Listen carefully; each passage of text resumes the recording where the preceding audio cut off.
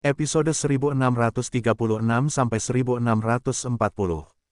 Bab 1636, Pesan. Wan Guyi, Wu Xiaofan, dan Luo Wucheng semuanya menundukkan kepala karena malu dan duduk. Mereka tampaknya telah kehilangan seluruh kekuatan mereka. Beberapa detik sebelumnya, mereka masih memiliki semangat juang yang membara dan keinginan untuk menantang Zuan. Mereka merasa bahwa dia layak menjadi lawan mereka. Namun, sekarang mereka menyadari bahwa mereka jauh dari itu. Pada saat yang sama, mereka sedikit khawatir. Mereka semua dikenal sebagai orang-orang dengan bakat terbesar, orang-orang jenius terbesar di antara generasi muda. Mereka percaya bahwa mereka tidak akan kalah dari rekan-rekan mereka, dan bahwa bahkan jika ada perbedaan, itu akan dekat. Namun, mereka akhirnya bertemu Zuan. Apakah monster ini masih manusia? Temukan cerita baru di novel.com. Ah Zu sangat tampan, seru Qiu Honglei, meraih lengan Yun Jianyu dan memimpinnya dengan penuh semangat. Dia begitu bersemangat sehingga dia tampak hampir ingin berbagi kebanggaannya dengan lelaki itu. Tidak ada yang mengejutkan, itu masih belum seistimewa ketika gurumu membantai jalan masuk dan keluar dari Gunung Valet, kata Yun Jianyu dengan sedikit jijik, tetapi dalam hatinya, dia berpikir, anak itu memang agak tampan. Namun, sejauh yang dia ingat, pedang Zuan berwarna biru. Mengapa itu menjadi emas? Zuan juga bingung tentang hal itu. Setelah dia melewati level 70, warna formasi pedangnya telah berubah dengan sendirinya. Namun, dia tidak terlalu memperhatikannya, karena formasinya masih terlihat keren. Sementara itu, ekspresi Yan Suehen sedikit berubah. Dia sedikit menyesal, berpikir bahwa dia seharusnya tidak membuat Cuyan terlahir menjadi pahlawan. Begitu dia tahu bahwa dia telah melewatkan adegan ini, dia pasti akan sangat kesal. Tapi aku melakukan ini demi dia. Kalau tidak, jika dia melihat Zuan menggendong Pei Mianman begitu erat, dia mungkin akan mati karena marah. Di antara barisan istana, Zhang Zijiang dengan bangga berkata kepada prajurit lainnya, apakah kalian tidak ingat apa yang kalian katakan? Kekuatan Tuan Zhu kita tidak ada bandingannya. Dia hanya seorang tetua sekte yang tidak penting, bagaimana mungkin dia bisa memanggil Tuan Zhu? Xie Daoyun berpikir dalam hati, itu bukan yang kau katakan sebelumnya.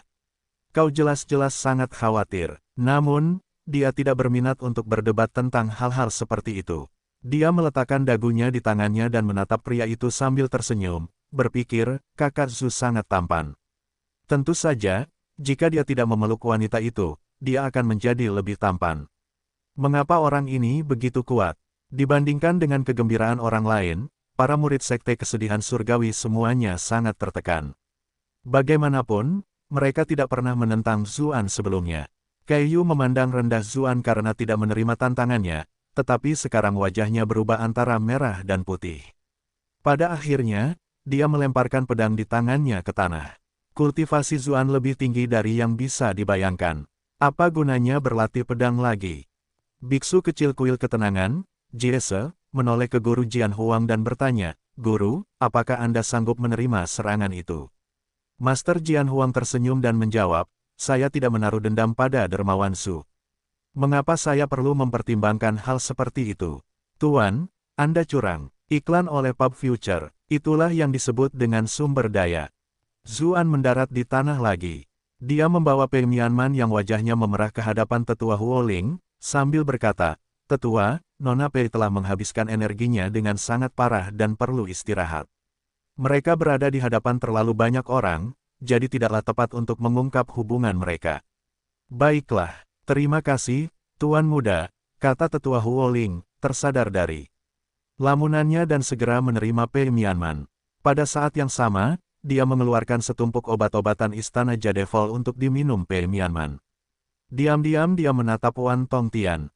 Dulu, jika dia melakukan itu untuknya, mereka tidak perlu menyimpan dendam seperti itu satu sama lain. Zuan kemudian berbalik untuk melihat ke arah kerumunan, dan berkata, saya merasa bahwa Lady Pei menang dengan cara yang terhormat dan tidak perlu penyelidikan lebih lanjut. Bagaimana menurut kalian semua? Semua ekspresi tetua sekte langsung berubah menjadi bertentangan. Mereka yang mendukung Guan Chouhai mulai ragu. Sekarang istana Jadevol mendapat dukungan Zuan, akan sulit untuk memprediksi siapa pemenang akhirnya. Bagaimanapun, kultivasi Zuan ini sangat kuat. Selain itu, dia mewakili istana, jadi tidak perlu menjadikannya musuh. Ekspresi Guan Chouhai berubah beberapa kali. Namun, ini terkait dengan kejayaan Sekte Kesedihan Surgawi, jadi tidak mungkin dia akan mundur.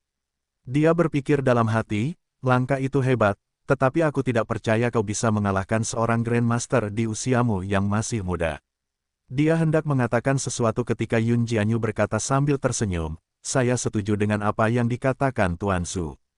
Semua orang melihat Nona Pei menang melawan Ziyin, jadi tidak perlu berdebat tentang hal lain. Ekspresi Guan Chouhai berubah. Pulau Kekosongan tidak pernah mengatakan apapun, tetapi sekarang setelah mereka berbicara, itu sebenarnya untuk mendukung Zuan. Namun, itu hanyalah Pulau Kekosongan. Dia tidak perlu takut pada mereka. Dia baru saja akan berbicara ketika sebuah suara dingin memanggil, mari kita biarkan masalah di atas panggung diputuskan di atas panggung. Jika seorang senior melangkah maju setiap kali ada yang kalah, kompetisi ini akan benar-benar kehilangan makna yang dimaksudkan. Yang lainnya semua terkejut, tak seorang pun dari mereka menyangka Yan Suehen, yang sedingin gunung beku, akan berbicara. Lebih jauh, dia telah menyuarakan pendapat yang berbeda dari Tetua Li, yang juga berasal dari Sekte Giok Putih. Ada yang aneh, bukankah wanita sedingin batu itu memperlakukan Zuan terlalu baik? Sama sekali tidak seperti dirinya, pikir Yun Jianyu sambil menatap Yan Suehen dengan tatapan termenung. Qiu Honglei tidak dapat menahan diri untuk tidak menggerutu, mengapa aku merasa seolah-olah Tuan memperlakukan Ah Zu lebih baik daripada aku? Tidak seperti dirimu, misalnya, tadi, kau berbicara membela Ah Zu bahkan sebelum ketua sekte Yan melakukannya. Apakah itu sama saja? Bukankah aku hanya melakukan itu untukmu? Teriak Yun Jianyu, hampir melompat. Benarkah? Kupikir itu karena, setelah kau dan ketua sekte Yan melakukan perjalanan mengelilingi ras iblis, kalian akhirnya menjadi teman, kata Qiu Honglei sambil tersenyum lebar. Kurasa itu juga salah satu alasannya, kata Yun Jianyu, merasa sedikit bersalah. Dia menghindari kontak mata dan mengganti topik pembicaraan. Kita tunggu saja dan lihat bagaimana akhirnya. Tepat saat itu, Wang Wuxi melangkah maju dan berkata, apa yang dikatakan oleh Master Sekte Yan masuk akal. Ini adalah kompetisi, jadi kita sebagai senior memang harus menahan diri untuk tidak ikut campur. Saudara Guan, biarkan keponakan terhormat Ziyin beristirahat untuk saat ini. Dengan kekuatannya, dia seharusnya bisa mendapatkan jatah nanti. Bahkan setelah menyaksikan kekuatan Zuan, dia awalnya agak ragu, tetapi sekarang setelah Yan Suehen berbicara, dia secara alami mendorong perahu mengikuti arus. Pada saat yang sama, dia diam-diam menyiratkan kepada Guan Chouhai bahwa Sekte Kesedihan Surgawi masih memiliki kesempatan. Iklan oleh Pub Future. Sekarang setelah pembawa acara berbicara, mereka yang mendukung Guan Chouhai semua berubah haluan dan menyetujui apa yang dikatakannya. Guan Chouhai mengutuk mereka karena bersikap oportunis, tetapi dia tahu bahwa dengan keadaan yang telah berubah, tidak ada gunanya untuk terus memperjuangkan masalah ini. Dia hanya bisa mendengus dan pergi dengan marah. Murid-murid lainnya segera membawa Ziyin pergi. Saat hendak pergi, Zhao Xiaodi tidak bisa menahan diri untuk tidak menatap Zuan. Dia merasa seolah-olah membencinya, tetapi ternyata tidak. Dia mulai benar-benar bingung. Guan Chouhai dan yang lainnya pergi. Sementara itu, karena sebagian besar panggung telah hancur, jelas tidak ada cara untuk melanjutkan kompetisi. Karena itu, Wang Wuxi menyatakan bahwa kompetisi akan dihentikan sementara dan akan dilanjutkan keesokan harinya. Kerumunan itu berangsur-angsur bubar, tetapi mereka semua dengan bersemangat mendiskusikan pertarungan sebelumnya. Pertarungan Zuan khususnya terlalu spektakuler, membuat semua murid dipenuhi dengan rasa iri yang tak berujung. Namun, para master sekte generasi lama sedikit lebih tenang. Awalnya mereka sangat terkejut, tetapi mereka segera menyadari bahwa Zuan tidak menunjukkan jejak domain apapun dalam serangannya. Dia jelas belum mencapai peringkat Grandmaster. Selain itu, meskipun serangan itu hebat, mereka dapat mengatakan bahwa itu adalah serangan jarak jauh. Jika Zuan harus bertarung dalam pertempuran jarak dekat, segalanya bisa menjadi masalah baginya. Setelah memikirkan hal-hal itu, para master sekte menghela napas lega, memulihkan keceriaan mereka yang biasa.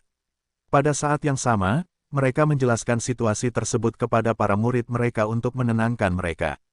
Tugas itu cukup penting. Para murid biasa adalah satu hal, karena mereka baru saja menikmati drama tersebut. Namun, guncangan mental yang dialami para murid elit sangat hebat. Jika mereka akhirnya mengembangkan iblis batin dan keraguan diri, itu akan sangat buruk. Setelah kembali ke sisi istana Jadevol, Pei Mianman ingin menemui Zuan untuk menceritakan semua yang telah dialaminya, tetapi semua orang dari istana Jadevol menghabiskan terlalu banyak waktu untuk memberi selamat kepadanya atas keberhasilannya mengalahkan murid perwakilan sekte kesedihan surgawi. Selain itu, Penatua Huoling sangat khawatir tentang luka-lukanya, dan hampir selalu berada di sisinya untuk membantu pengobatannya. Tidak ada kesempatan bagi Pei Mianman untuk mencarinya secara pribadi sama sekali. Ketika Yan Suehen kembali, Cucuyan segera bertanya kepadanya apa yang terjadi. Dia melihat semburan cahaya keemasan yang besar dan merasa seolah-olah dia telah merasakan aura Zuan.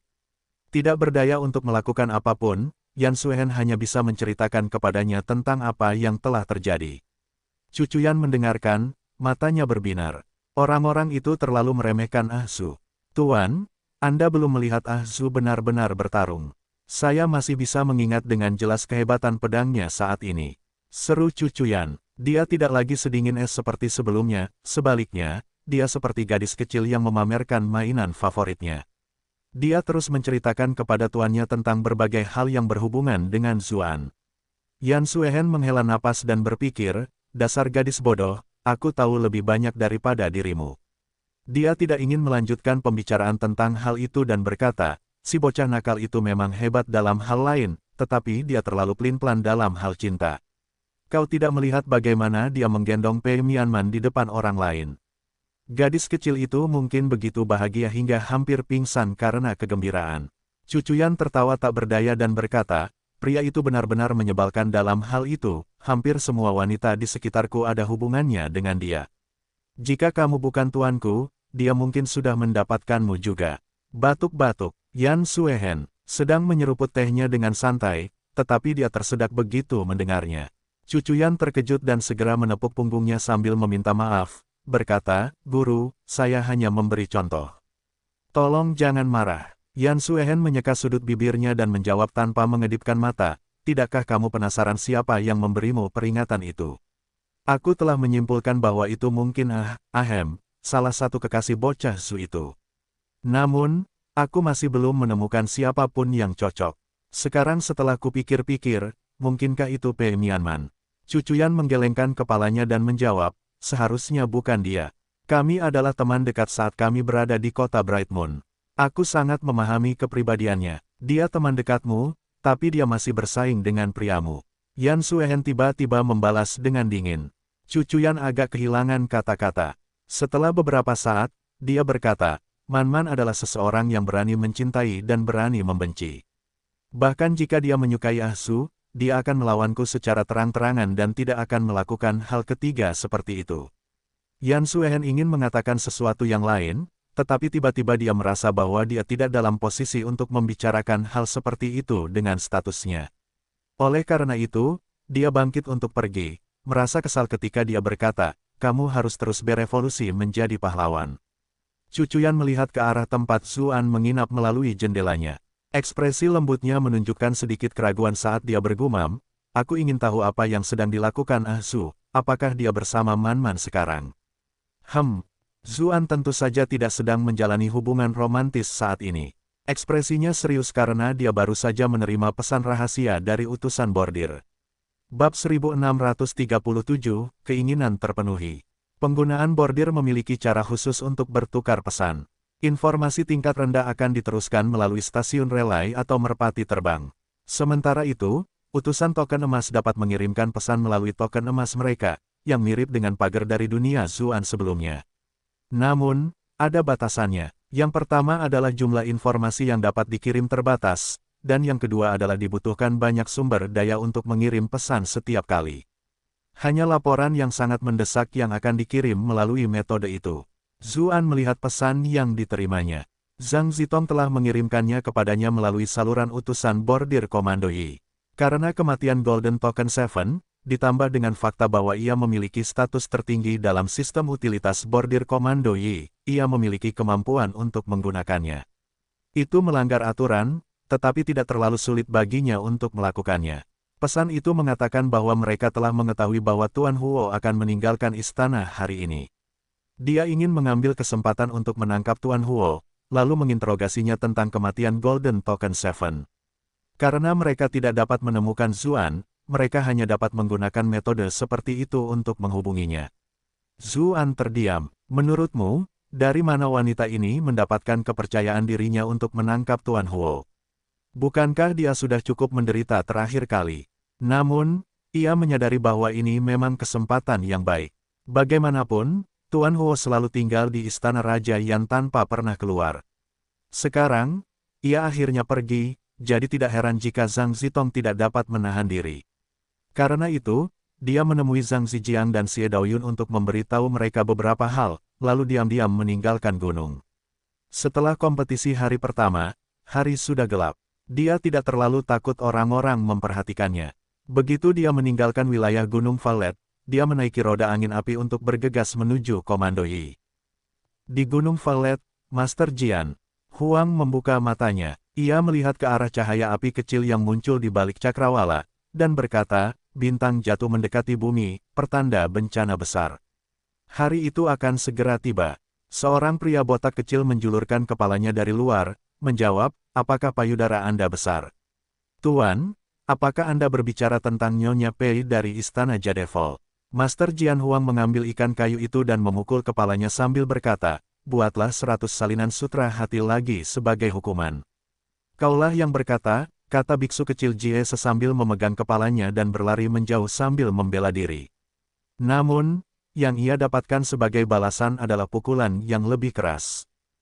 Zuan terus terbang. Dengan kecepatan roda api angin, dia tiba di Komando Yi segera setelah itu. Dia langsung menuju tempat pertemuan rahasia utusan bordir, dan melihat bahwa mereka sedang mempersiapkan sesuatu di dalam dan hendak berangkat. Namun, Zhang Zitong merupakan pengecualian. Dia tidak mengenakan seragam utusan bordir yang biasa atau pakaian serba hitamnya, sebaliknya, dia mengenakan pakaian yang sangat terbuka. Kakinya terlihat jelas, dan ada kerudung yang menutupi wajahnya. Pakaiannya ditutupi dengan hiasan berkilauan, yang membuatnya tampak seperti penari barat dari Tiongkok yang pernah dilihat Zuan sebelumnya. Sementara itu, mata Xiao Jianren dan utusan bordir lainnya tidak dapat menahan diri untuk tidak melirik tubuh Zhang Zitong. Penampilannya jelas sangat mematikan bagi mereka. Beberapa orang di dalam terkejut ketika melihat Zuan datang sambil berteriak, kami menyambut Tuan 11. Zhang Zitong berpikir dalam hati, dia selalu datang seperti hantu. Dia bertanya-tanya seberapa tinggi kultivasinya. Zuan menatap ke seluruh tempat itu. Dia melihat Xiao Jianren dan yang lainnya tampak siap untuk pergi dan mengerutkan kening. Kemudian, dia bertanya kepada Zhang Zitong, apakah kamu tidak belajar dari kesalahanmu ketika kamu hampir kehilangan nyawa di Istana Raja Yan? Zhang Zitong menggigit bibirnya, tetapi ekspresinya yang keras kepala tetap ada saat dia menjawab, aku agak terlalu ceroboh terakhir kali, tetapi kali ini berbeda. Kita bisa menyergapnya, mengingat dia sendirian. Jika kita melewatkan kesempatan ini, siapa yang tahu berapa lama lagi sebelum petunjuk tentang Sir Seven muncul. Akulah yang meminta bantuan mereka, jadi tolong jangan salahkan mereka, Sir Eleven. Iklan oleh Pub Future, Zuan berkata sambil mendengus, aku pernah bertarung melawan Tuan Huo sebelumnya. Tidak peduli berapa banyak yang kau miliki, kau hanya akan membuang-buang nyawamu. Wajah Zhang Zitong menjadi pucat. Dia membuka mulutnya untuk membela diri, tetapi dia juga merasa tidak bisa. Zuan bertanya, kemana Tuan Huo pergi setelah meninggalkan istana? Ekspresi Zhang Zitong berubah sedikit aneh. Xiao Jianren membantunya dengan menjawab, dia akan pergi ke acara pemenuhan harapan terbesar di kota ini. Mengapa dia tidak pergi ke pusat kebebasan? Zuan bertanya dengan rasa ingin tahu. Namanya saja sudah terdengar seperti tempat prostitusi. Namun, tempat terbaik untuk itu di Yi Commandery seharusnya tidak lain adalah pusat kebebasan. Namun, dia segera menyadari bahwa Raja Yan dan pusat kebebasan tampaknya tidak begitu akur. Sebagai pengikut istana Raja Yan, masuk akal bagi Sir Huo untuk tidak pergi ke sana. Dia sudah lama tidak melakukan apa-apa. Kenapa dia tiba-tiba pergi ke Wisesful Village? Apakah ada yang salah di sini?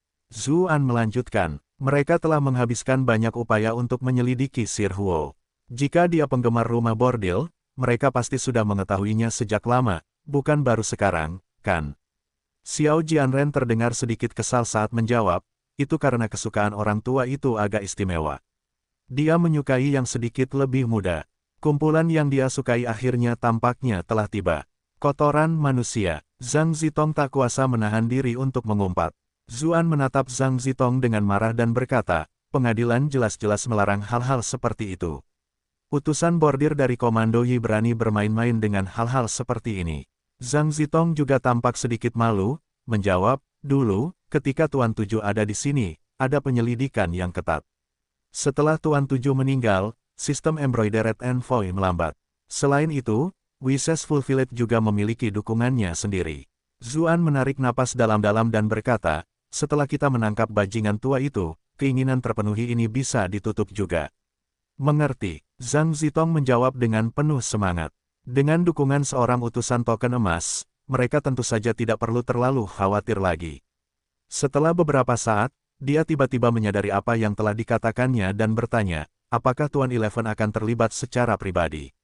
Zuan menjawab dengan tidak sabar, jika tidak, mungkinkah aku akan membiarkan salah satu utusan token perak yang mulia dari istana menyamar sebagai penari barat untuk merayunya? Wajah Zhang Zitong memerah sepenuhnya. Itu memang rencananya. Xiao Jianren segera menghela napas lega dan berkata, semuanya pasti akan berjalan lancar dengan adanya Tuan 11 di sini. Aku tidak ingin mendengar begitu banyak pujian. Cepat dan ceritakan detailnya. Zuan mendengus. Biar aku jelaskan. Aku tahu lebih banyak tentang situasi di Yi Commandery, kata Zhang Zitong, mendekatinya dan membuka peta. Dia menjelaskan semuanya secara terperinci. Jarak mereka begitu dekat sehingga Zuan bisa merasakan betapa lembutnya kulitnya. Udara di dekatnya juga dipenuhi dengan aroma tubuhnya. Zuan mendengarkan dengan saksama seluruh rencana, menanyakan beberapa hal tentang detailnya. Saat mereka hendak pergi, dia berkata kepada Zhang Zitong, pergi dan ganti pakaianmu. Utusan bordir tidak perlu menjual tubuh mereka untuk menyelesaikan misi mereka. Iklan oleh Pub Future. Wajah Zhang Zitong sedikit memerah saat dia menjawab, dimengerti. Dia segera bersembunyi di dalam kamar dan mulai berganti pakaian. Beberapa menit kemudian, dia keluar lagi, setelah kembali ke penampilan gagah beraninya yang biasa. Xiao Jianren dan yang lainnya sangat kagum. Seperti yang diharapkan dari Sir Eleven. Dia sama sekali tidak tergoyahkan oleh godaan seperti itu, tidak seperti betapa tidak bergunanya kita. Di bawah kegelapan, kelompok itu dengan cepat mendekati Wishes Fulfilled. Yang lain semua bersiap, sementara Zuan diam-diam memperhatikan semuanya dari atas.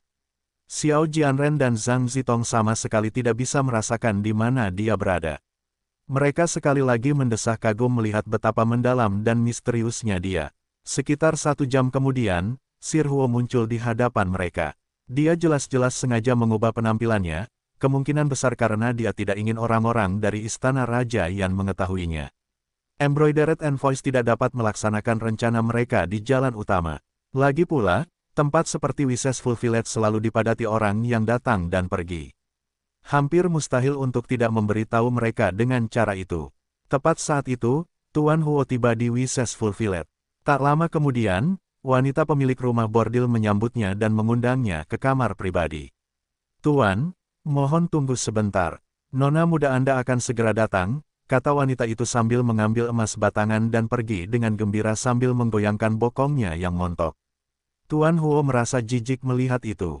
Dia mendengus dan berkata, bagaimana mungkin wanita gemuk seperti itu bisa dibandingkan dengan gadis kecil yang kurus dan lembut. Dia tidak bisa menahan diri untuk menjilat bibirnya saat berbicara. Dia mengeluarkan pil merah muda dan melemparkannya ke dalam mulutnya. Kemudian, dia mengambil cangkir teh di mejanya dan menghabiskannya sekaligus. Segera setelah itu, dia merasakan perasaan hangat menyebar di perutnya. Senyum puas muncul di wajahnya. Dia akan segera bisa menunjukkan kejantanannya kepada gadis kecil itu. Namun, ekspresinya tiba-tiba berubah. Dia menatap cangkir teh dan berseru, racun. Dia segera bangkit. Tiba-tiba, jendela di sebelahnya terbuka dan beberapa utusan bordir menyerbu masuk. Dalam sekejap, rantai penghancur jiwa melilit lengan dan kakinya. Utusan bordir biasa tidak akan berguna melawan seseorang seperti Sir Huo. Yang datang adalah Zhang Zitong, Xiao Jianren, dan 2 utusan token perak lainnya dari Yi Commandery. Kerja sama mereka sangat erat, dan mereka bahkan tidak memberi Sir Huo waktu untuk menanggapi. Rantai pengumpul jiwa milik Envo yang disulam sangat kuat. Jika kultivator biasa terkekang, mereka tidak akan dapat menggunakan ki mereka. Mereka hanya bisa menunggu nasib mereka. Benar saja, seluruh tubuh Sir Huo gemetar, dan dia tampak melemah. Namun, tiba-tiba pola-pola di dahinya aktif. Pola-pola itu tampak seperti mata yang hidup. Jangan lihat matanya, teriak Zhang Zitong. Pembaruan novel New di LBI.com. Namun, semuanya sudah terlambat. Ekspresi keempat utusan token perak itu langsung kehilangan fokus. Begitu saja, mereka berdiri kaku di tempat, jatuh ke dalam ilusi. Sir Huo mencibir. Dia dengan santai melepaskan rantai penghancur jiwa di sekelilingnya, lalu mengguncang seluruh tubuhnya. Dia membuka mulutnya dan memuntahkan seteguk teh, mengeluarkan racun yang baru saja ditelannya. Itu hanya utusan token perak yang remeh, tapi kau benar-benar berpikir kau bisa menangkap orang tua ini. Katanya sambil berjalan mendekati Zhang Zitong. Dia mengerutkan kening saat menatapnya dari dekat, berkata, kau memang tampan, tapi kau agak terlalu tua. Pil merah muda yang baru saja diminumnya mulai aktif. Tiba-tiba dia menjilat bibirnya, sambil berkata, aku belum pernah mencoba Silver Token Envoy sebelumnya. Kau punya kaki yang panjang dan cantik, jadi yang tua ini akan menjadi pengecualian khusus untukmu merayakan hari besar ini. Dia hendak menyentuhnya ketika tiba-tiba terdengar suara mengejek dari belakangnya, tahukah kau? Mereka yang merayakan terlalu dini tidak pernah mengalami akibat baik. Negeri Ajaib Musim Dingin 0,00,0,0. Iklan oleh Pub Future, Bab 1638, Misi yang Mustahil. Sir Huo berbalik. Tiba-tiba dia melihat seorang utusan bordir duduk di dekat jendela, yang pakaiannya tidak terlihat sama dengan utusan bordir lainnya. Ketika dia memeriksa polanya dari dekat, dia menemukan bahwa polanya sebenarnya berwarna emas gelap. Utusan token emas. Sir Huo bergumam, muridnya memejamkan mata. Dengan statusnya, dia tentu tahu tentang prestis seseorang utusan token emas. Kali ini aku datang ke sini untuk menanyakan beberapa hal kepadamu.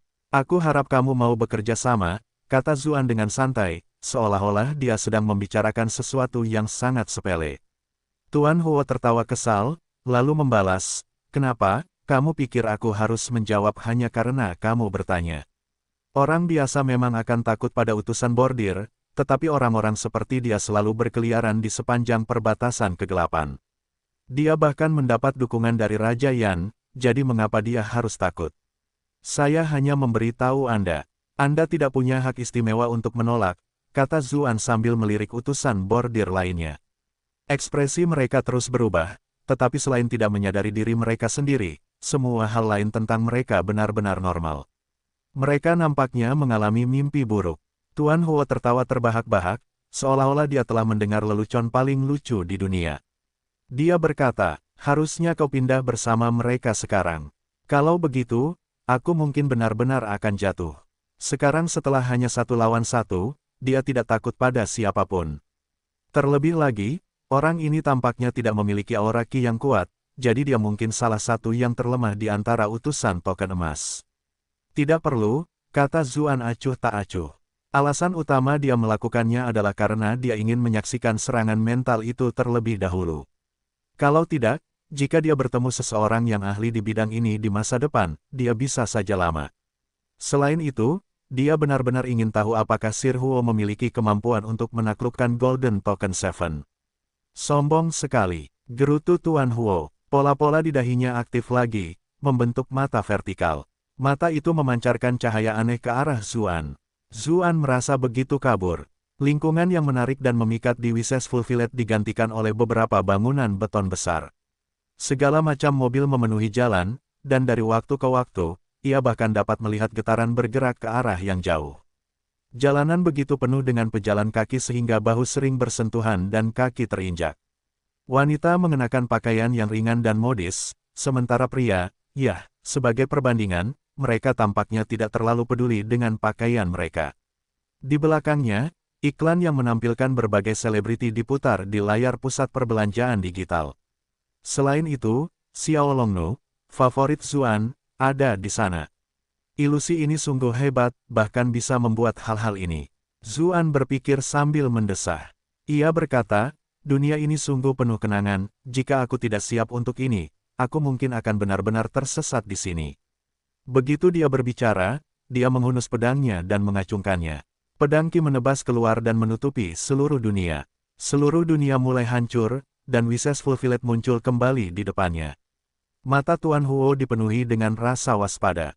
Dia mencengkeram mata di dahinya, dan darah merembes keluar di antara jari-jarinya. Tangannya yang lain gemetar saat dia menunjuk Zuan, bergumam, siapa kau sebenarnya? Kekuatan pedang itu benar-benar menghancurkan ilusi yang diciptakannya. Tingkat kultivasi macam apa ini?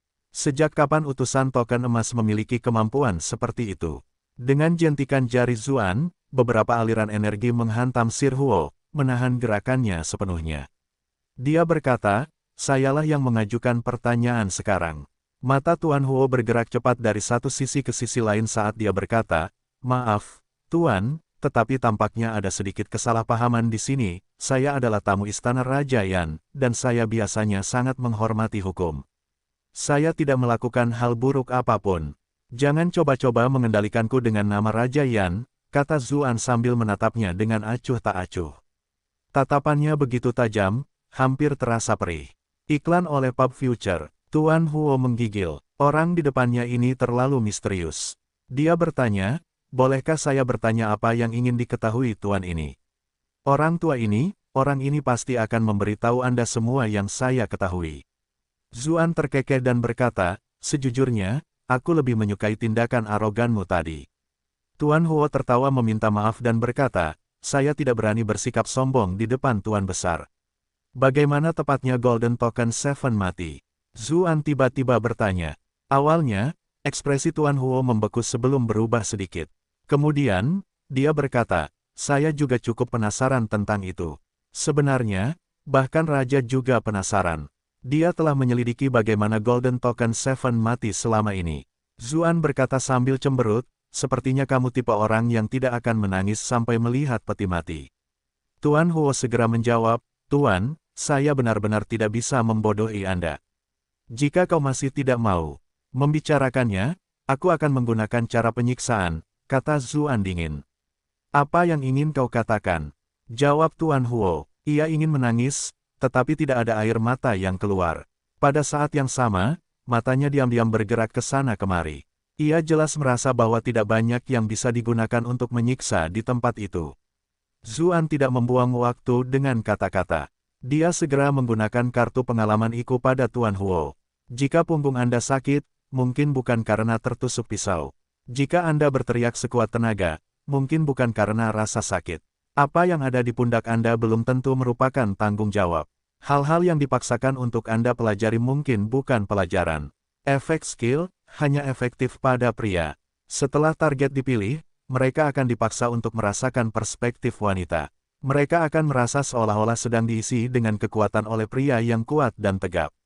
Salah satu dari 4 skenario di atas akan dipilih, dan mereka akan terus berteriak, iku-iku gelombang. Catatan, keterampilan ini tidak efektif melawan mereka yang tidak memiliki pengalaman intim. Metode penyiksaan utusan bordir lebih menyeluruh, tetapi tidak ada waktu untuk kembali. Selain itu, akan sulit untuk memastikan bahwa tidak ada mata-mata dari pihak Raja Yan. Adapun bajingan tua ini, dia pantas dihukum karena fetisnya yang menjijikkan. Dia harus merasakan diganggu oleh orang lain. Ah, teriak Tuan Huo dengan sedih. Dalam benaknya, beberapa pria besar dan kekar tiba-tiba muncul. Mereka memegangi lengannya, lalu merobek celananya. Iku-iku. Tak lama kemudian, seluruh tubuh Tuan Huo bergetar di tanah. Ia menggumamkan berbagai kata yang tidak jelas. Zuan tercengang. Mengapa orang ini begitu mengecewakan? Dia sudah datang secepat itu. Karena itu, dia menghentikan jurusnya. Dia menatap lelaki tua itu, yang meringkuk seperti bola, dan bertanya, apakah kamu akan bicara sekarang? Sir Huo gemetar saat memegangi pantatnya. Kemudian, seolah-olah dia telah terbakar, dia dengan cepat menarik tangannya kembali. Wajahnya agak merah tidak wajar saat dia berkata, Tuan, saya benar-benar tidak berbohong kepada Anda. Zuan melotot dan berkata, sepertinya kamu masih belum merasa cukup. Karena itu, dia mengaktifkan kartu pengalaman IQ lagi. Iklan oleh Pub Future. Tidak kek. Serangkaian jeritan menyedihkan kembali terdengar. Zuan menatapnya. Dia benar-benar merasa pemandangan itu agak kasar di matanya, jadi dia pergi ke jendela untuk menghirup udara segar. Beberapa saat kemudian, dia bertanya, apakah kamu akan bicara sekarang? Saya tidak tahu harus berkata apa. Kartu pengalaman Iku. Beberapa saat kemudian, Zuan bertanya lagi, sekarang. Aku tidak akan bicara, aku sama sekali tidak akan bicara. Jawab Tuan Huo, yang mengejutkan, sikapnya malah tampak semakin keras. Mengapa kau tidak melakukannya lagi padaku jika kau punya kemampuan? Ekspresi Zuan dengan cepat berubah menjadi sangat aneh. Ketika dia melihat ekspresi lelaki tua itu perlahan berubah menjadi ekspresi senang, dia bertanya-tanya apakah Tuan Huo hanya berusaha bertahan, atau apakah dia benar-benar telah berubah. Ketika dia memikirkan apa yang biasanya dilakukan Sir Huo kepada gadis kecil, rasa jijik muncul di wajah Zuan. Dia tidak menggunakan kartu pengalaman Iku lagi, dan malah mengangkat tangannya. Sebuah lubang hitam kecil muncul di tengah telapak tangannya dan dia berkata, kesempatan terakhir. Jika kamu masih tidak mau bicara, aku akan menyedot semua kultivasimu, lalu membuangmu ke jalanan. Ketika melihat lubang hitam di telapak tangan Zuan, secercah ketakutan melintas di wajah Tuan Huo. Dia berteriak, aku akan bicara, aku akan bicara. Di dunia ini, tidak ada yang lebih penting daripada kultivasi. Kultivasi adalah uang. Kultivasi memberimu kecantikan. Jika dia menjadi cacat, Raja Yan pasti akan meninggalkannya. Lebih jauh lagi, dengan semua musuh yang telah dia buat selama bertahun-tahun, dia benar-benar ingin mati. Yang lebih penting, begitu seseorang merasakan bagaimana rasanya berada di puncak, mereka tidak akan mau tinggal di bawah. Ketika melihat Zuan menatapnya dengan dingin, Sir Huo menelan ludah dan segera berkata, Token emas 7 sedang menyelidiki perlengkapan militer Istana Raja Yan, jadi Raja Yan ingin menyingkirkannya. Perlengkapan militer Istana Raja Yan, seru Zuan dengan heran. Tidak heran suasana hati Golden Token 7 begitu serius, ternyata dia sedang menyelidiki sesuatu yang berhubungan dengan seorang raja dan tidak berani sembarangan membuat laporan tanpa bukti yang tepat. Zuan melanjutkan, lebih spesifik lagi. Begitu dia mulai berbicara, Sir Huo melepaskan keraguannya sebelumnya.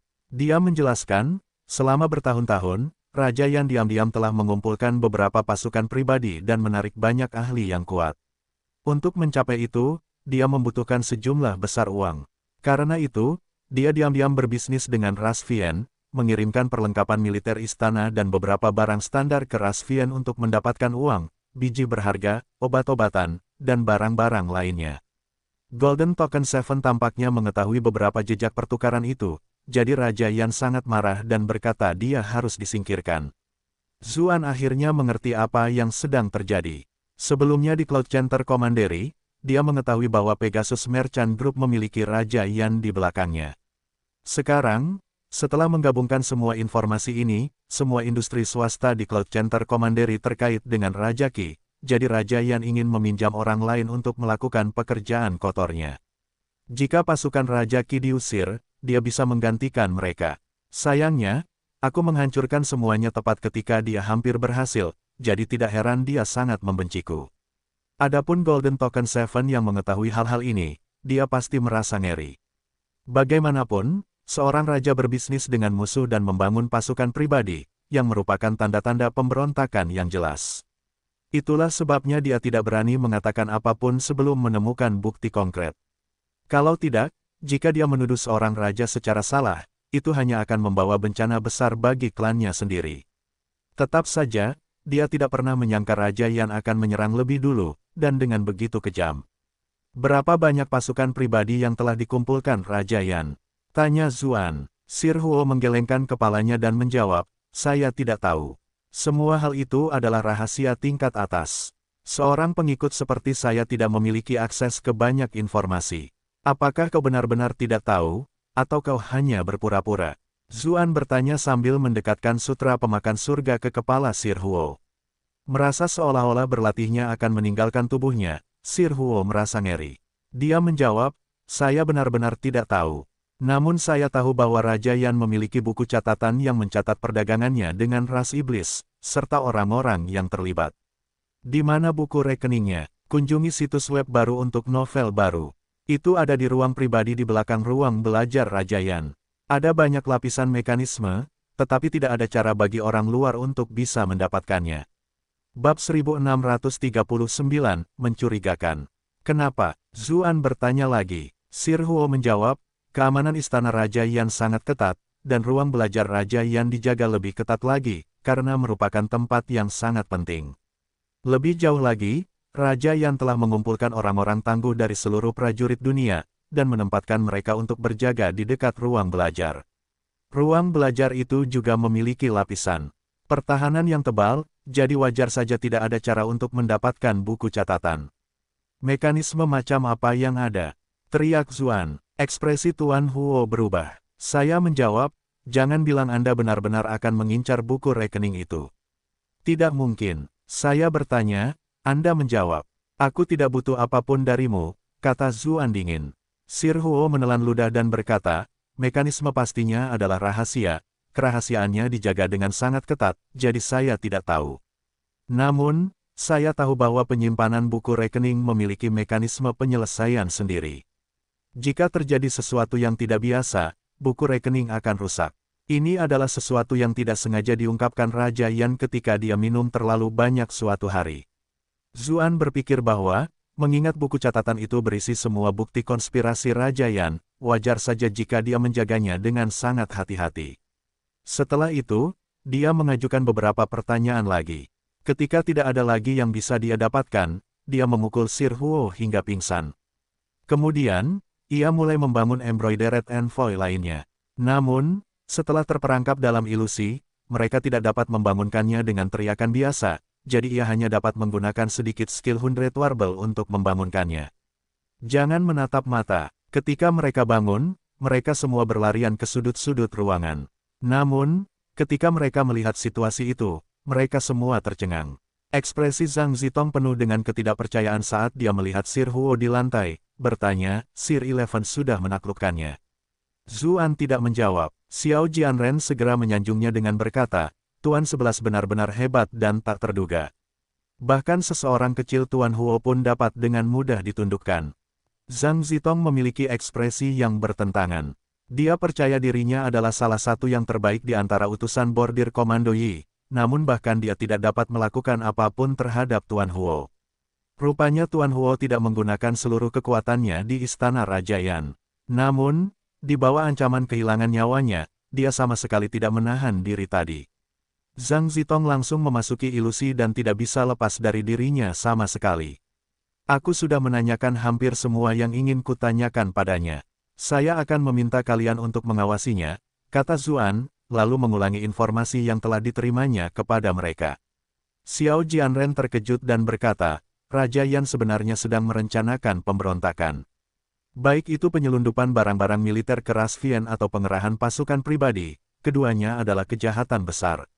Semua utusan token perak saling memandang dengan cemas, karena mereka tahu apa artinya itu. Tidak heran mereka mengambil risiko besar dan membunuh Tuan Tujuh. Zhang Zitong berkata sambil menggertakkan giginya. Mereka yang hadir mengangguk dalam hati. Mereka tidak dapat memahami mengapa seseorang dengan berani membunuh utusan token emas. Risiko dan ketidakseimbangannya sama sekali tidak sepadan.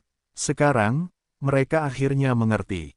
Raja Yan telah mengetahui bahwa token emas 7 sedang menyelidikinya, jadi dia tidak punya pilihan selain membunuhnya. Tuan 11, kami akan segera melaporkan penemuan ini kepada atasan, kata Zhang Zitong dengan ekspresi penuh kebencian. Zuan menggelengkan kepalanya dan menjawab, kami tidak punya bukti konklusif. Itulah juga alasan mengapa Golden Token 7 tidak melaporkan masalah ini. Tidak adakah saksi manusia di sini? Tanya Zhang Zitong sambil menunjuk ke arah Sir Huo yang tergeletak di tanah. Iklan oleh Pub Future. Sir Huo yang biasanya tampak gagah kini tampak seperti lelaki tua yang sudah renta. Celananya sedikit melorot dan sebagian barangnya longgar. Celananya kelihatan sangat rusak. Ekspresi Zhang Zitong langsung berubah. Sedikit aneh. Mungkinkah Sir Eleven selalu bersikap acuh tak acuh padaku karena dia menyukai tipe seperti ini? Zuan tidak tahu bahwa citranya hancur dalam hati seorang wanita muda. Dia menjelaskan, kesaksian manusia tidak cukup untuk menjatuhkan Raja Yan.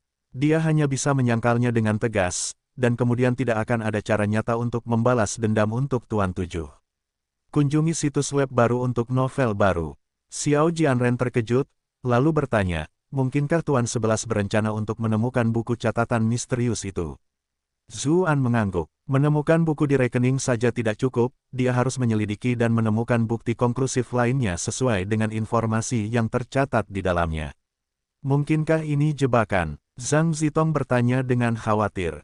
Karena itulah aku ingin kau menyelidiki sedikit, dan temukan semua yang kau bisa tentang di mana buku catatan itu disimpan, perintah Zuan. Tinggalkan. Zhang Zitong, Xiao Jianren, dan yang lainnya menangkupkan tangan mereka dan menerima perintah itu. Biasanya, urusan rahasia seperti itu adalah sesuatu yang tidak bisa ditanggung oleh orang luar. Namun, mereka adalah utusan bordir, jadi mereka punya cara sendiri. Benar, masalah ini sangat penting, jadi pastikan untuk tidak membocorkan informasi apapun. Jika tidak, kalian mungkin akan segera mengikuti Tuan Tujuh ke Liang Lahat, Zuan bertanya kepada mereka. Jika Raja Yan menjadi waspada, menyingkirkan beberapa utusan bordir di wilayahnya tidak akan terlalu sulit. Zhang Zitong dan yang lainnya menggigil. Ekspresi mereka menjadi serius. Zuan mengangguk. Dia hendak pergi ketika tiba-tiba teringat sesuatu dan berbalik, berkata, keinginan terpenuhi ini tidak bisa dibiarkan berlanjut. Berhati-hatilah saat menangani ini. Jangan biarkan Raja Yan memperhatikan apapun. Jangan khawatir, ini adalah bidang keahlian kami. Kami tidak akan membiarkan Raja Yan mencurigai apapun, jawab Zhang Zitong. Zuan pun merasa lega, dan segera menghilang ke dalam kegelapan. Ia bergegas melewati malam. Saat ia kembali ke Gunung Valet, malam sudah sangat larut, dan Xie Daoyun sedang tidur nyenyak di kamar luar. Saat ia terjaga, ia seperti wanita yang lembut dan anggun, tetapi ia tidak begitu jujur saat tidur. Setengah dari selimutnya hampir menyentuh lantai, memperlihatkan pakaian dalamnya yang tipis. Kulitnya yang putih samar-samar terlihat. Zuan tidak bisa menahan tawa. Gadis konyol ini benar-benar tidak memiliki rasa waspada. Dia dengan hati-hati berjalan mendekat untuk menutupinya lagi. Siapa? Teriak Xie Daoyun saat dia tiba-tiba terbangun. Tatapan mereka bertemu. Zuan tidak bisa menurunkan selimut di tangannya, tetapi dia juga tidak bisa menaikkannya lebih tinggi. Dia menjawab dengan ragu, apakah kamu percaya padaku jika aku mengatakan bahwa aku membantumu dengan selimutmu? Kulit putih Xie Daoyun langsung memerah. Dia melepaskan spray dari tangannya dan menjawab dengan tergesa-gesa, terima kasih, Kakak Zhu. Zuan berpikir, apa yang terjadi? Citra sopan yang selama ini kuciptakan dengan susah payah kini hancur total. Jika dia tahu akan berakhir seperti ini, dia pun tidak akan peduli.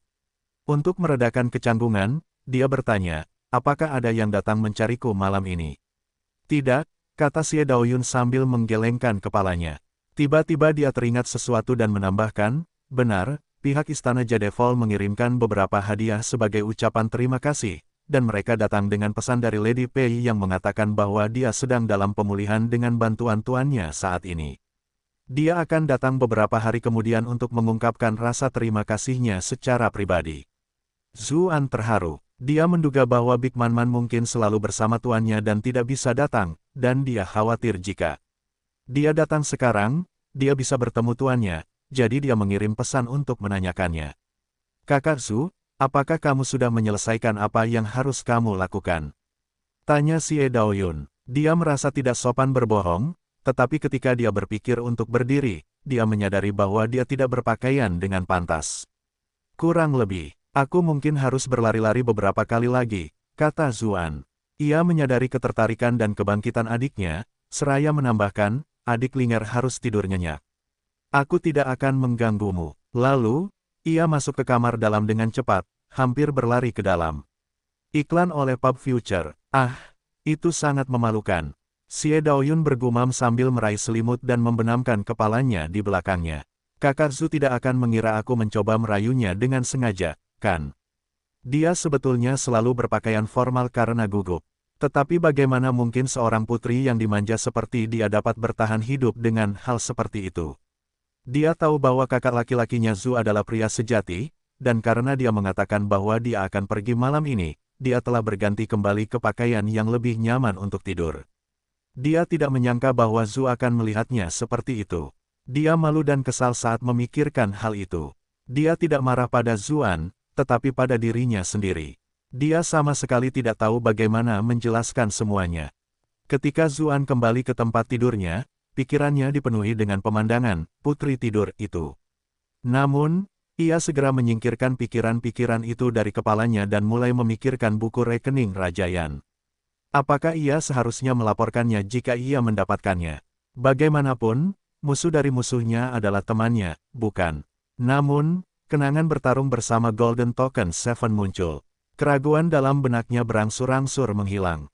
Sepertinya saya perlu mencari waktu untuk menghubungi Gubernur Komando Yi. Tapi berlari maju mundur benar-benar melelahkan. Akan lebih bagus jika aku punya skill cloning. Tunggu, kalau aku mengkloning diriku sendiri, apakah aku akan berakhir dengan mengkhianati diriku sendiri? Keesokan harinya, Sekte Matahari Sejati telah selesai memperbaiki arena. Sekte-sekte melanjutkan kompetisi. Pada akhirnya, pemenang pertama dari 9 kelompok telah ditentukan. Selain kelompok Ziyin yang kecewa, 8 kelompok lainnya semuanya dipimpin oleh murid-murid yang mewakili mereka. 8 orang dengan prestasi terbaik selain pemenang pertama tersebut memulai kompetisi brutal mereka. Ziyin juga telah menjadi salah satu dari mereka. Setelah semalaman dirawat oleh Guan Chouhai menggunakan berbagai macam ramuan spiritual, ia nyaris tidak berhasil memulihkan sedikit pun kekuatan tempurnya. Sementara itu, lawannya datang dari Sekte Kunlun Void. Awalnya ia berencana untuk memanfaatkan kondisi Ziyin yang terluka parah, tetapi ia malah membuka celah. Ziyin merebutnya dan membuatnya bingung dengan dorongan gunung besi, lalu bola tanpa bayangan itu secara brutal menjatuhkan lawannya. Dia penuh dengan kebencian dari kekalahannya sebelumnya, jadi dia menggunakan bola tanpa bayangan itu dengan kekuatan penuh. Setiap dribblenya menakutkan, dan selalu menyerang secara tak terduga. Murid-murid lainnya mendecak lidah mereka saat melihat pertarungan itu. Bahkan Ziyin yang terluka parah memiliki kekuatan yang luar biasa. Mudah untuk melihat seberapa besar perbedaan antara murid-murid perwakilan dan murid-murid lainnya.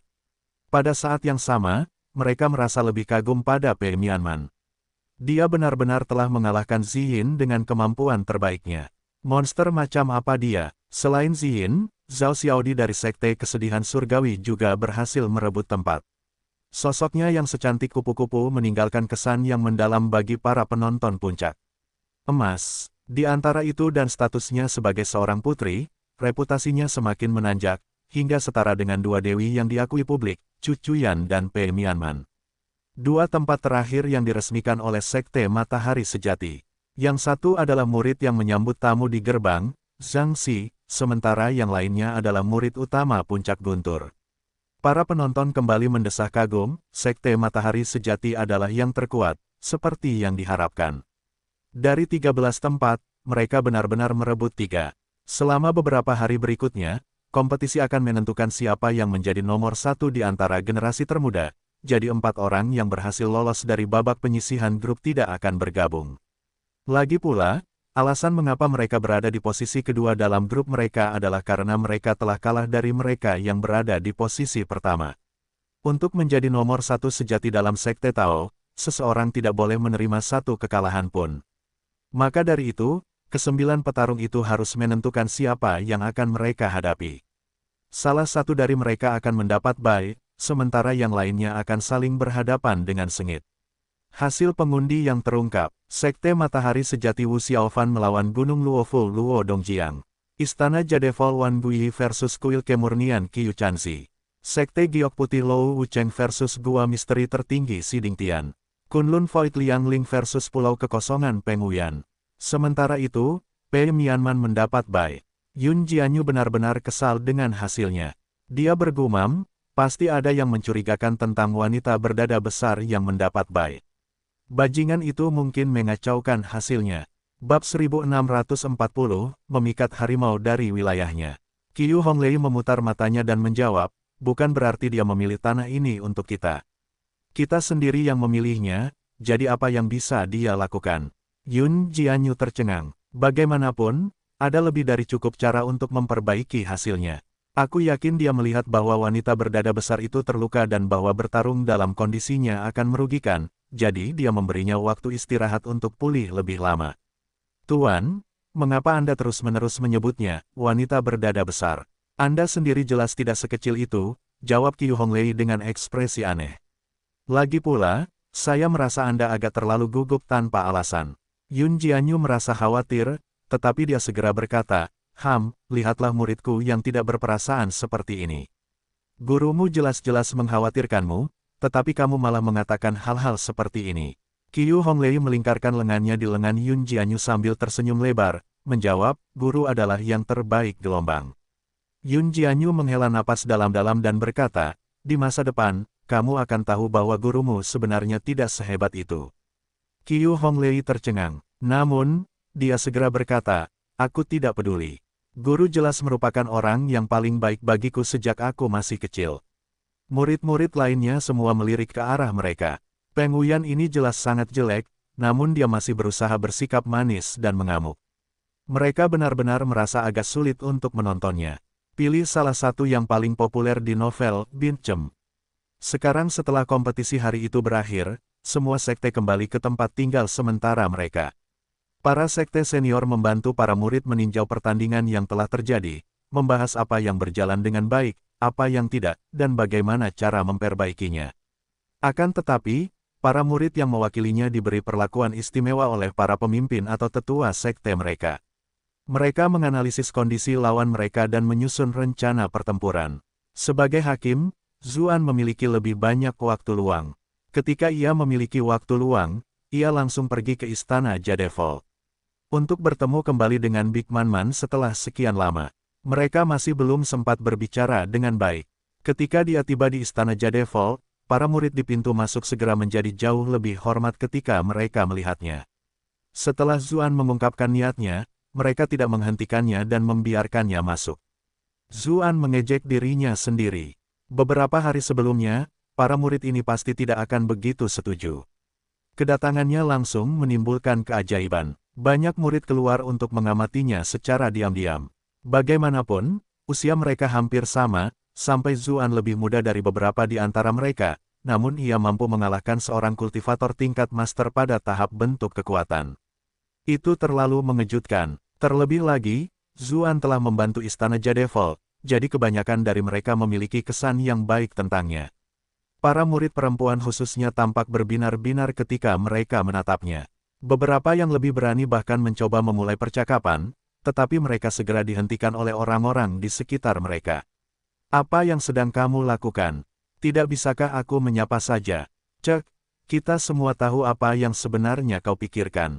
Tapi dia jelas datang untuk adik perempuan Pei. Apa kau pikir kau lebih baik dari adik perempuan Pei?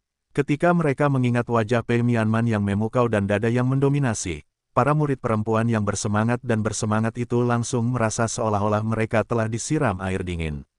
Mereka benar-benar menyerah pada rencana mereka untuk berbicara dengan Zuan.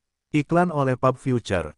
Ketika melihat semua orang berdiskusi di sekelilingnya, Zuan tidak dapat menahan tawa. Tiba-tiba, seorang pemuda dengan ekspresi liar dan sombong menghalangi jalannya. Dia melihat bahwa itu adalah murid perwakilan istana Jadevol, Wan Guiyi, dan bertanya, ada yang bisa saya bantu? Orang ini selalu menunjuk hidungnya ke langit, dia tidak ada di sini untuk menantangku, kan?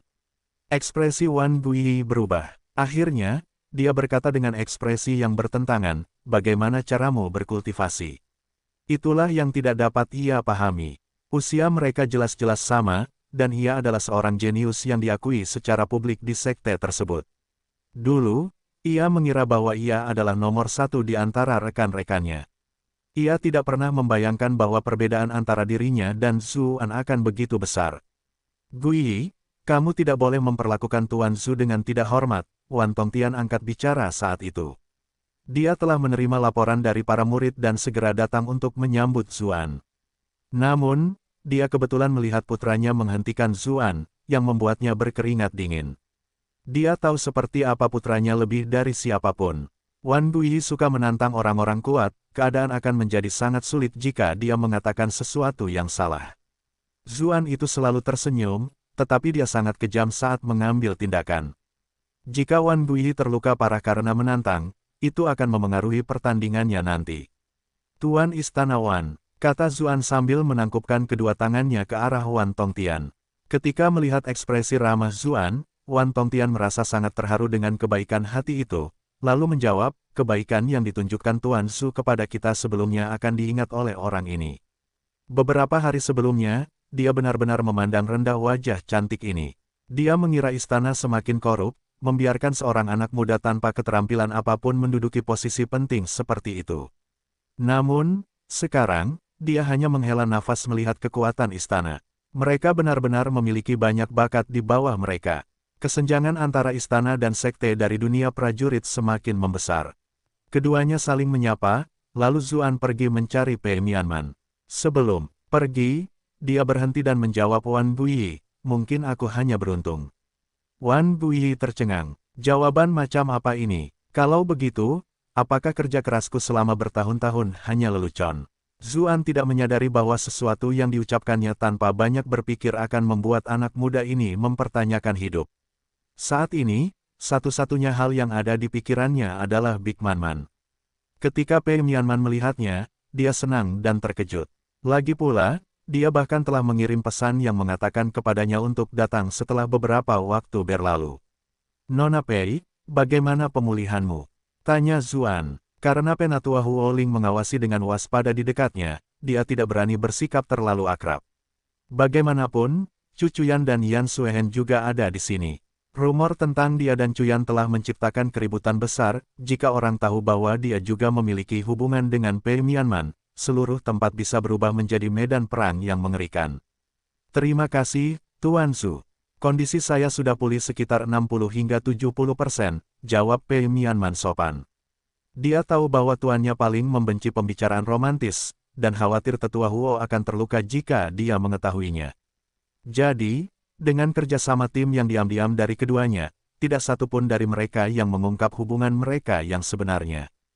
Hanya 60 hingga 70%. Jawab Zuan. Dia tidak bisa menahan diri untuk tidak mengerutkan kening. Bahkan jika dia memiliki 2 hari tambahan untuk beristirahat dibandingkan dengan yang lain, 60 hingga 70% adalah berita buruk bagi murid-murid perwakilan lainnya. Penatua Huoling menghela napas dan berkata, bagaimanapun, Ziyin dari Heavenly Sorrow masih seorang jenius yang terhormat. Serangan terakhirnya membuat Man mengalami cedera serius. Fakta bahwa kami mampu mencapai titik ini sudah merupakan hasil terbaik setelah melakukan semua yang kami bisa. Hanya karena Zuan pernah menolong mereka sebelumnya, dia jadi memiliki temperamen yang baik sekarang. Jika murid laki-laki lain mencoba mendekati Man di waktu lain, mereka pasti sudah diusir. Iklan oleh Pub Future. Zuan berkata kepada Pei Mianman melalui Qi, Man, aku akan datang dan membantumu malam ini. Wajah Pei Mianman memerah. Dia segera menjawab, tidak, jangan. Tuan masih akan ada di sini.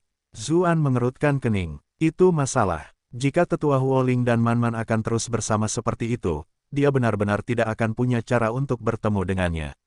Namun, dia tiba-tiba teringat sesuatu dan bertanya, apakah kamu punya tulisan tangan Wan Tongtian atau tetua Huoling? Pei Mianman sempat bingung, tetapi ia menjawab, ya. Dulu, Master Istana Wan dan Guru menulis beberapa kiat kultivasi untuk murid penting seperti kami. Zuan tersenyum dan menjawab, kalau begitu, semuanya jadi mudah. Dia menemukan kesempatan untuk mengalihkan perhatian tetua Huoling, lalu diam-diam menerima buklet kecil dari Pei Mianman. Setelah itu, dia bangkit dan mengucapkan selamat tinggal.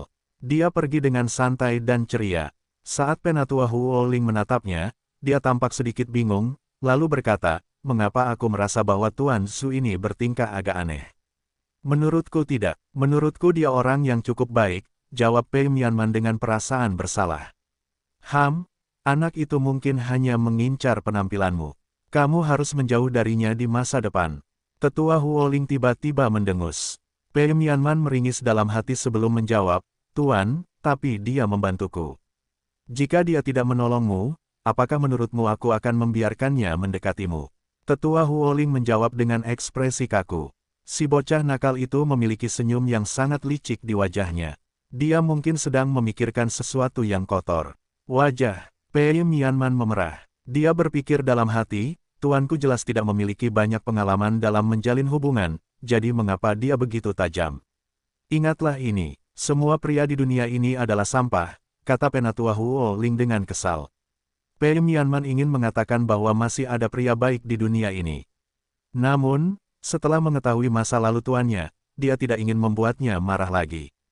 Dia benar-benar khawatir, berpikir, jika Zuan benar-benar akan datang malam ini, dan tuanku mengetahuinya, apa yang harus kulakukan? Sementara itu, Zuan buru-buru kembali ke halamannya sendiri. Dia mengeluarkan surat Wan Tongtian dan mulai menyalin gayanya. Adik perempuan, di masa lalu, kecelakaan terjadi karena banyak hal, dan ada banyak kesalahpahaman. Aku selalu merasa tidak nyaman, dan ada banyak hal yang ingin kukatakan padamu. Mari kita bertemu di bawah pohon willow di bawah sinar bulan di tepi danau surgawi setelah gelap. Di bawah pohon berbunga, aku akan menunggu sampai kita bertemu lagi. Lalu, dia mengeluarkan surat lainnya. Kakak senior, tengah malam nanti, mari kita bicara di puncak danau surgawi. Ada sesuatu yang ingin kukatakan padamu. Tetua Huoling tampak keras dan tidak masuk akal, tetapi Zuan tahu bahwa orang-orang seperti itu hanya menjadi seperti itu karena kebencian yang lahir dari cinta yang tak terbalas. Di dalam hatinya, dia mungkin masih seperti gadis muda yang sangat mendambakan cinta. Selama Wan Tongtian mundur sedikit, dia kemungkinan besar akan menerimanya. Sebaliknya, Wan Tongtian sedikit lebih merepotkan. Bagaimanapun, anaknya sudah begitu besar. Jika Zuan menulis dengan cara yang terlalu romantis, pertama, itu sama sekali tidak akan terdengar seperti gaya penatua Huoling, dan kedua, Wan Tongtian bisa saja menolak untuk pergi karena marah. Dia akan lebih mudah diyakinkan dengan urusan resmi. Zuan selesai menyiapkan semuanya. Namun, ketika dia melihat kedua surat itu, dia tetap menggelengkan kepalanya. Meskipun dia telah belajar cara menggambar dari Yu Yanluo dan membuat kemajuan yang baik, tulisannya masih kurang matang. Itu mungkin cukup untuk menipu orang normal, tetapi terlalu berlebihan untuk berpikir bahwa pemalsuannya akan meyakinkan dua Grandmaster. Tiba-tiba, Xie Daoyun memanggil dengan lembut dari pintu masuk, "Kakak Zhu, apa yang sedang kamu lakukan sekarang?" Mata Zuan berbinar, "Ada jalan."